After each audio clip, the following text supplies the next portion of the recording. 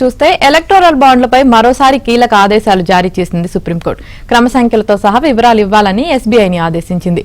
రాజ్యాంగ ధర్మాసనం గురువారం సాయంత్రం 5 గంటలకల్లా అఫిడవిట్ దాఖలు చేయాలని పేర్కొంది.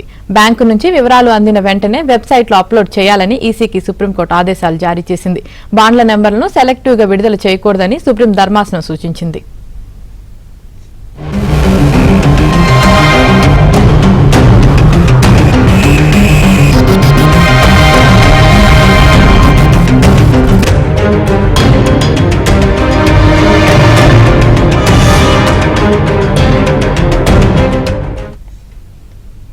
ఎలక్టోరల్ బాండ్లపై మరోసారి కీలక ఆదేశాలు జారీ చేసింది సుప్రీంకోర్టు. క్రమ సంఖ్యతో సహా వివరాలు ఇవ్వాలని ఎస్బీఐని ఆదేశించింది రాజ్యాంగ ధర్మాసనం. గురువారం సాయంత్రం 5 గంటలకల్లా అఫిడవిట్ దాఖలు చేయాలని తెలిపింది.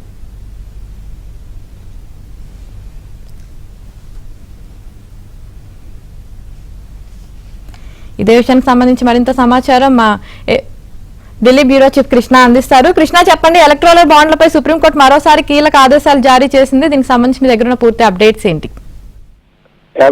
ఎలక్టోరల్ బాండ్ల ద్వారా అందజేసే వివరాలపైన ఎస్బీఐ అందించినటువంటి అసంపూర్ణ డేటాపై దాఖలైనటువంటి పిటిషన్ పైన ఈ రోజు కూడా సుప్రీంకోర్టు విచారణ జరిపింది. ఈ విచారణ తర్వాత ఒక స్పష్టమైనటువంటి ఆదేశాలను జారీ చేసింది. బ్యాంకు ఆధీనంలో ఉన్నటువంటి ఎలక్ట్రల్ బాండ్లకు సంబంధించినటువంటి మొత్తం సమాచారాన్ని బహిర్గతం చేయాలి, తాము ఎలాంటి వివరాలను కూడా దాచిపెట్టడం లేదని స్పష్టం చేస్తూ గురువారం సాయంత్రం 5 గంటల్లోగా అఫిడవిట్ కూడా దాఖలు చేయాలని ఎస్బీఐ చైర్మన్ ను సుప్రీంకోర్టు రాజ్యాంగ ధర్మాసనం ఆదేశాలను జారీ చేసింది. బ్యాంకు నుంచి ఆ వివరాలు అందిన వెంటనే వాటిని వెబ్సైట్ లో కూడా అప్లోడ్ చేయాలని ఎన్నికల సంఘాన్ని కూడా సుప్రీంకోర్టు ధర్మాసనం ఆదేశించింది.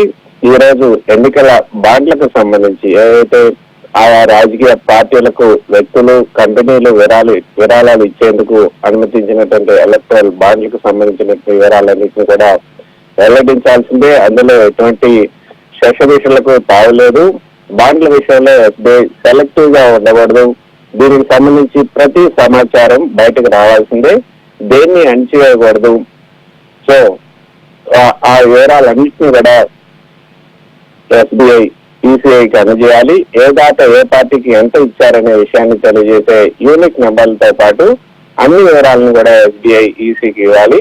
ఇందులో ఎలాంటి సందేహాలకు తావు ఉండకూడదంటూ ప్రధాన న్యాయమూర్తి జస్టిస్ డివై చంద్రచూడ్ నేతృత్వంలోని ధర్మాసనం స్పష్టం చేసింది. ఎన్నికల బాండ్లకు సంబంధించిన పూర్తి వివరాలను ఈసీకి ఇచ్చేశామని చెప్తూ మార్చి 21వ తేదీ సాయంత్రం 5 గంటల్లోగా సుప్రీంకు అఫిడవిట్ కూడా దాఖలు చేయాలంటూ ఎస్బీఐ చైర్మన్ కు ఈ రోజు రాజ్యాంగ ధర్మాసనం మరోసారి ఆదేశించింది. మరి ఎస్బీఐ చేస్తుందా లేదా అనేది కూడా చూడాలి. మరోపక్క ఫిక్కీ, అసోచామ్ లాంటి సంస్థలు కూడా ఈరోజు సుప్రీంకోర్టులో పిటిషన్ దాఖలు చేశాయి. ఈ యూనిక్ నెంబర్లు ఇవ్వకూడదంటూ కూడా అవి కోరటం జరిగింది. అయితే వాళ్ళ పిటిషన్ పైన విచారణ జరపడానికి ఈ రోజు సుప్రీం రాజ్యాంగ ధర్మాసనం నిరాకరించింది. ఆ పిటిషన్ సంబంధించినటువంటి వివరాలు తమ దగ్గర లేవు. అవి రిజిస్ట్రీలో నమోదై ఆ పిటిషన్ నమోదై విచారణకు వచ్చినప్పుడు దానిపైన తమ అభిప్రాయం చెప్తామంటూ ఈ రోజు రాజ్యాంగ ధర్మాసనం చెప్పడం జరిగింది. Right, thank you Krishna.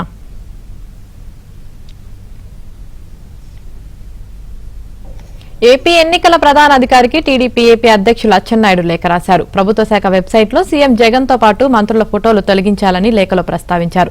ఎన్నికల కోడ్ అమల్లోకి వచ్చినప్పటికీ ప్రభుత్వ వెబ్సైట్లో రాజకీయ పార్టీలకు చెందిన వారి ఫోటోలు ఉంచడంపై ఫిర్యాదు చేశారు. రాజకీయ నేతల ఫోటోలు తొలగించాలని ప్రభుత్వ శాఖాధిపతులకు ఆదేశాలు జారీ చేయాలని విజ్ఞప్తి చేశారు.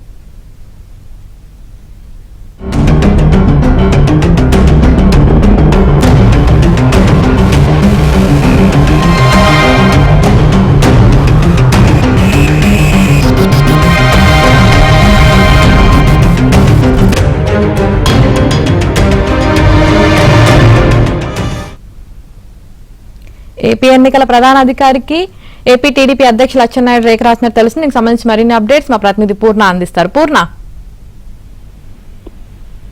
రాష్ట్ర ఎన్నికల ప్రధాన అధికారి ముఖేష్ కుమార్ మీనకు అచ్చెన్నాయుడు లేఖ రాయడం అయితే జరిగింది. ప్రధానంగా చూస్తే కనుక 23 వివిధ ప్రభుత్వ శాఖల వెబ్సైట్ లో ముఖ్యమంత్రి జగన్ మంత్రుల ఫోటోలు తొలగించాలంటూ కూడా లేఖలో పేర్కొన్నారు.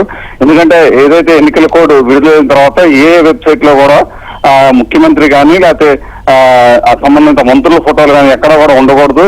వాటిని యథావిధిగా వాటిని కంటిన్యూ చేయడం పట్ల విపక్షాలన్నీ కూడా తీవ్ర అభ్యంతరం వ్యక్తపరుస్తున్నాయి. ఎందుకంటే కేంద్ర ఎన్నికల సంఘం మార్చి 16న మధ్యాహ్నం 3 గంటలకు ఎన్నికల షెడ్యూల్ అయితే ప్రకటించింది.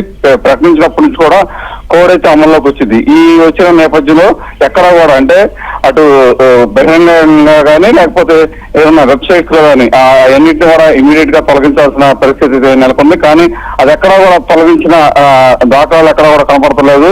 అవి యథావిధిగా అయితే కొనసాగుతున్నాయి. వీటిని వెంటనే తొలగించాలి అంటూ కూడా అచ్చెన్నాయుడు అయితే ముఖేష్ కుమార్ మీనాకు లేఖలో పేర్కొనడం కూడా జరిగింది. ఇవన్నిటిని కూడా వాళ్ళు కావాలనే వెబ్సైట్ లో ఉంచుతున్నారు. అధికారులు కొంతమంది ఇప్పుడు కూడా ఎన్నికల కోడ్ ఆఫ్ కండక్ట్ ని అమల్లో ఉన్నా కూడా కొంతమంది అధికారులు అయితే పట్టించుకోవడం లేదు అని కూడా అచ్చెన్నాయుడు అయితే తెలపడం జరిగింది.